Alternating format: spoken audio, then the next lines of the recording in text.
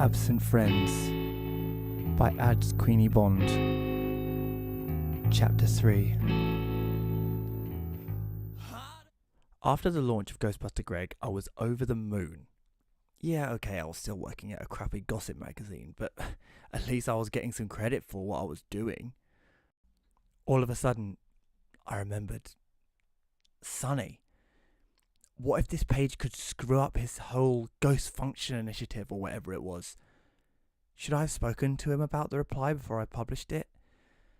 Oh, my mind was a mess. I knew the only thing to do was to confront him about it tonight, after going to the shops for a crate of beers.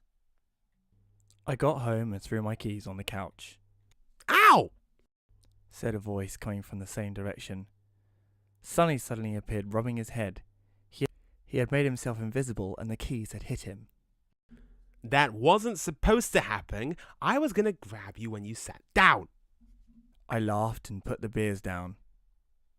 Sonny soon forgot about the keys hitting him and dashed towards the crate. Ooh, these are the really nice ones from Belgium, right? Sonny asked, pulling one out of the crate and examining it.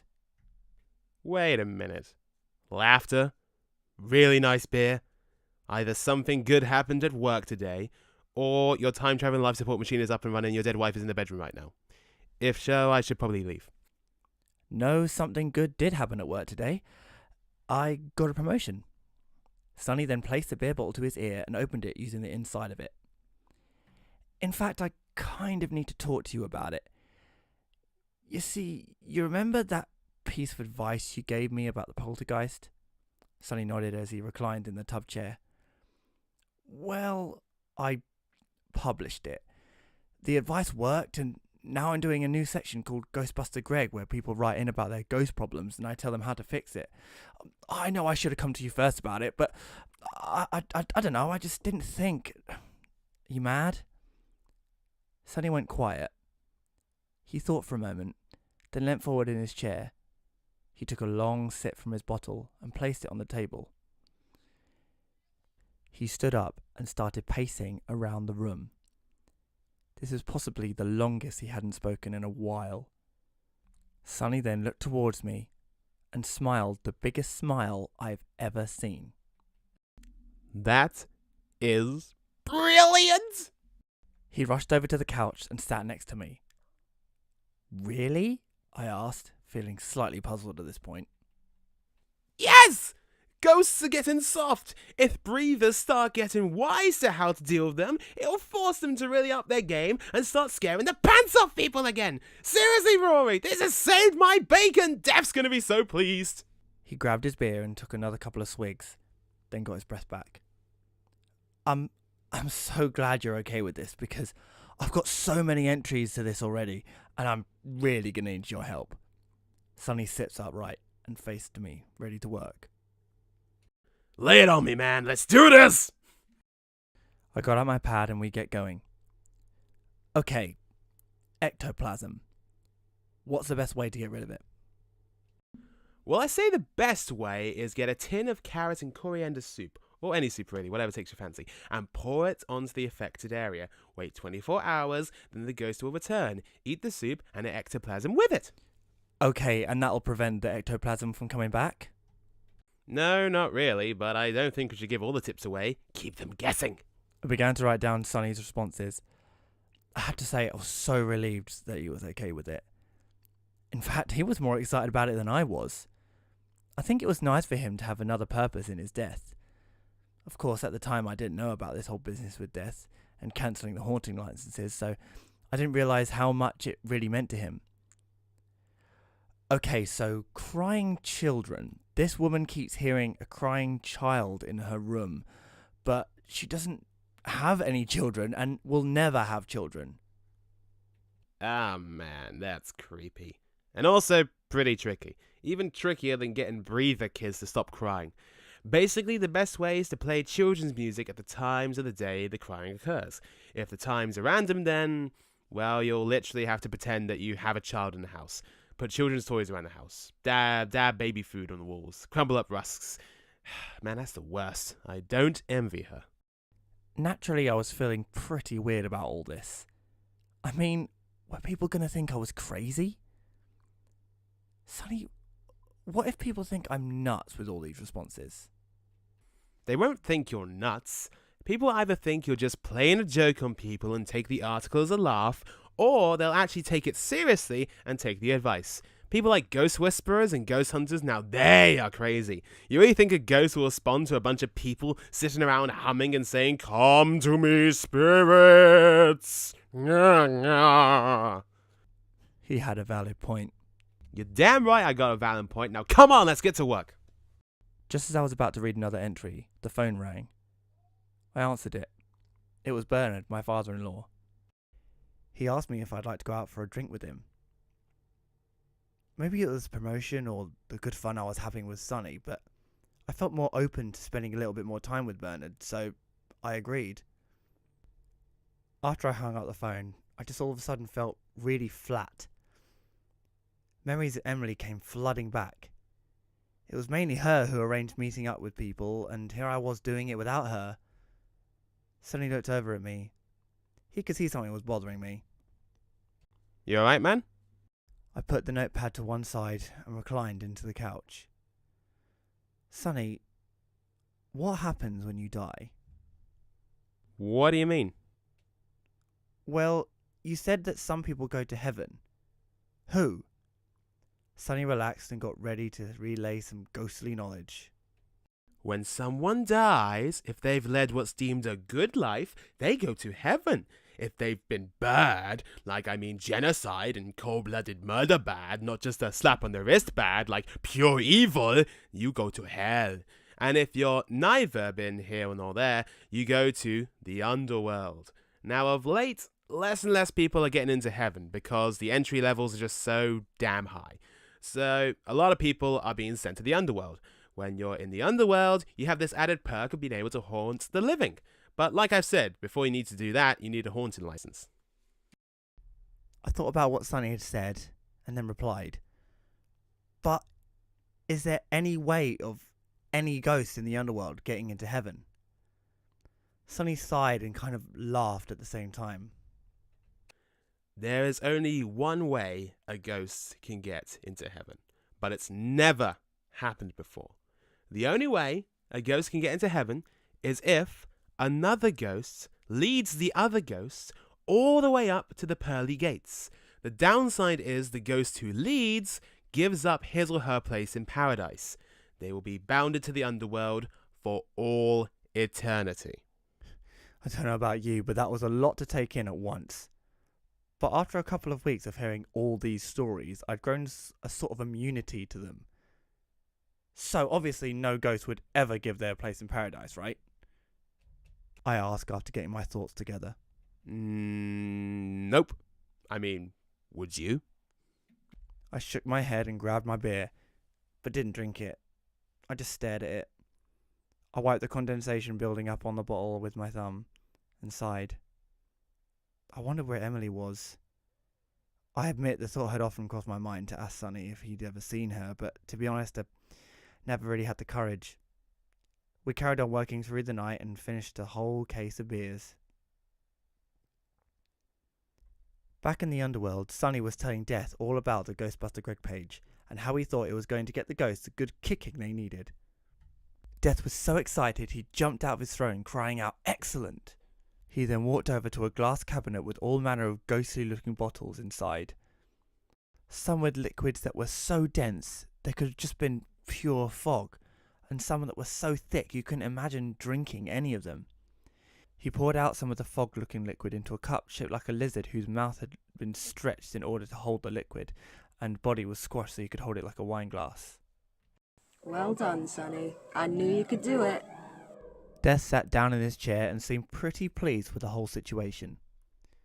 My questioning of heaven and the underworld had gotten Sonny thinking, and so he decided that this was a perfect opportunity to pick Death's brains, or whatever he had. Sir, why is heaven denying so many newcomers entry? It's never used to be this hard, did it? Death sat up and placed the goblet onto a table which magically appeared like smoke from the ground. It's the same everywhere, Sonny. On Earth, in heaven, down here. The population of breathers is going up, and so is the death toll. Heaven can't make space quick enough. So they've set the entry levels higher, like stupidly high. Pope John Paul almost didn't get in, for fuck's sakes. I mean, they used to be quite lenient, but now, I don't know. And because of them, we're getting all the rejected ones. We've never been so packed. Death clicked his fingers and a book appeared in front of him. He flicked through the pages and he started reading. I mean, this woman, for instance. Patience of a saint, had a dickhead for her husband who would barely socialise without her instigating it.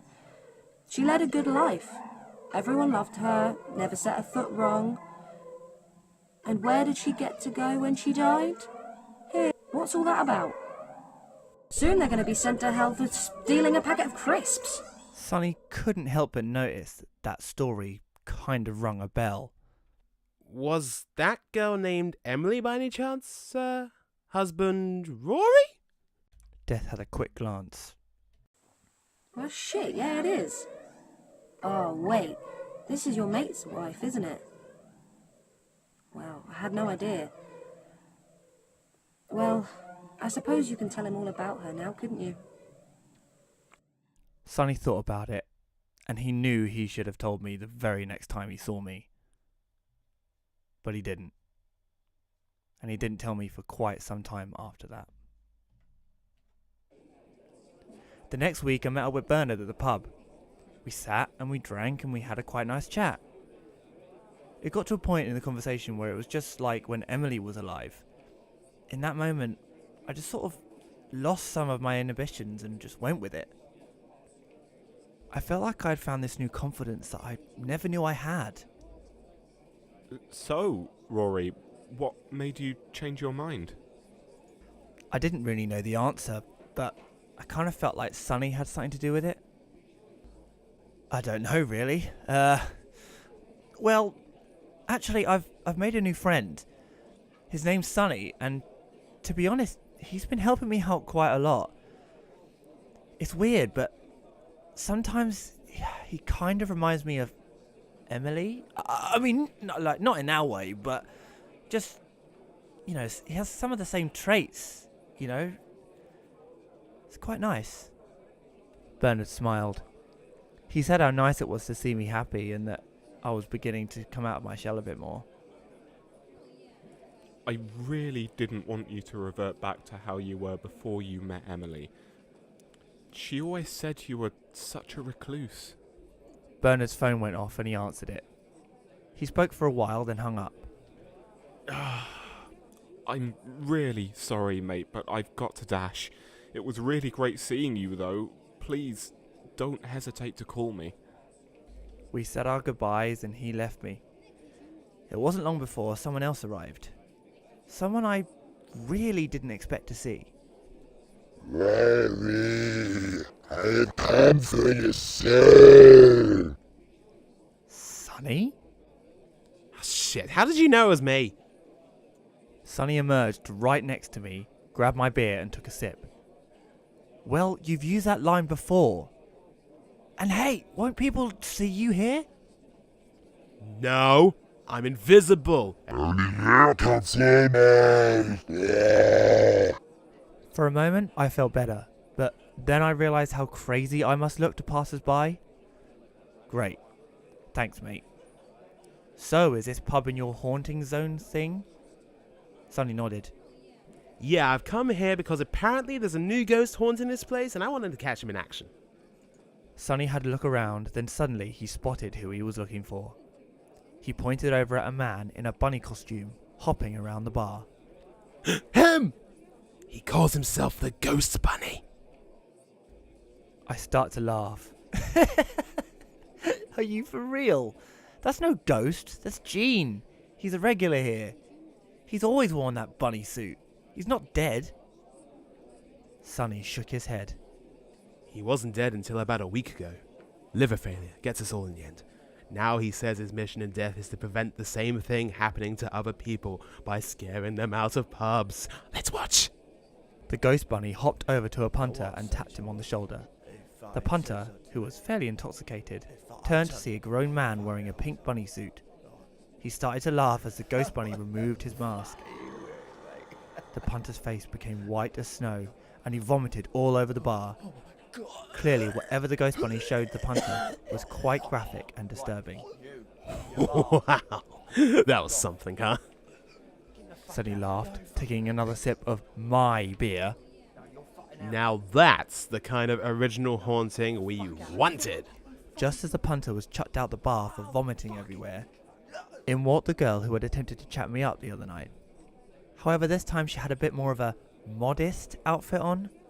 Her hair was in a bun and her makeup didn't disguise her entire face. I decided that with my newfound confidence I'd do something I very rarely did. Apologise. Hey, I don't know if you remember me from the other night. She turned to me and frowned. Oh yeah, you. Shouldn't you be hanging with your ghost buddy or some shit? Well, actually he is here with me tonight. She decided to go along with it. Oh yeah? What's his name then? Sonny. Sonny. And how old is Sonny? I figured she wouldn't believe me and she already hated me, so might as well let her think that I was crazy too. He's over 100 years old. What does Sonny do for a living? Well, he's a ghost, so he haunts. But the pay's not great, so he's thinking about going into journalism. Oh, and you thought you'd show him the ropes, huh? I nodded. Look, I just wanted to say I'm sorry for how I was the other night. I don't really do well with people. And that's why you're friends with ghosts, right? I laughed. Well, yeah, I suppose you could say that. And look, I'm still not looking for a relationship.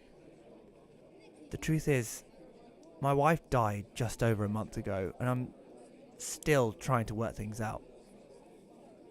Suddenly you could see her take down some of her barriers as things started to fall into place. Look, I'm not expecting you to forgive me, but I really am trying to get myself back to a place I was before Emily went. So, I just want you to know that I really am sorry. She thought for a moment, then smiled. That's okay. To be honest, it's not really like me to go up to guys and flirt. My friends put me up to it, and you seemed really lonely that night, so I thought, why not? I didn't mean to upset you. I don't even read Greetings magazine. It's complete trash. Suddenly she realised that she had just insulted what I did for a living. She put her hand to her head.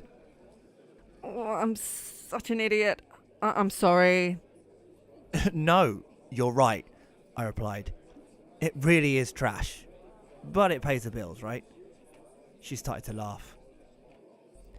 Yeah, well, you've got that right. Well, I best be off. As I began to leave, she shouted after me. Hey, listen. If you ever want to hang out, like, just as friends, then here's my number. She got out a notepad, wrote down her name and number on a page, ripped it out and gave it to me. On the page, it said, Your friend, Sadie.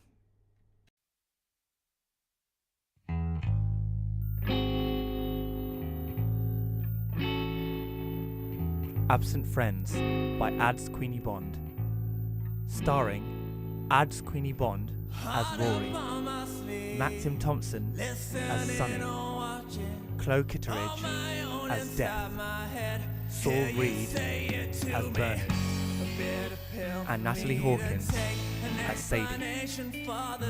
Music by For the Hornets. Artwork by Lee Smith. Just to say, thank you for saving me. You are my